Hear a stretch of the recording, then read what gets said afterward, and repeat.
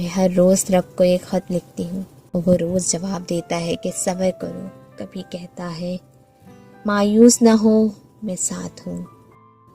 اور جب بہت زیادہ اداس ہوں تو کہتا ہے کہ عنقریب میں تمہیں اتنا دوں گا کہ تم خوش ہو جاؤ گی. میں سوال اٹھاتی ہوں کب مولا؟ وہ کہتا ہے ہو سکتا ہے وعدے کا وقت قریب ہو. میں کہتی ہوں میرے اللہ، آپ کا وعدہ میرے حق میں کیسا ہوگا؟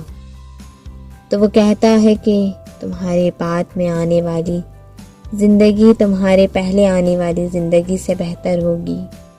میں کہتی ہوں اللہ، لوگ مجھے آپ کی رحمت سے مایوس کرتے ہیں.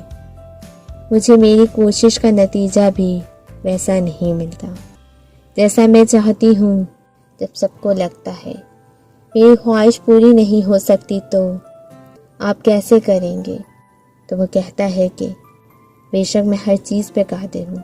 جب کچھ کرنے کا ارادہ کروں تو کہتا ہوں بس ہو جا، اور چیزیں ہو جاتی ہیں.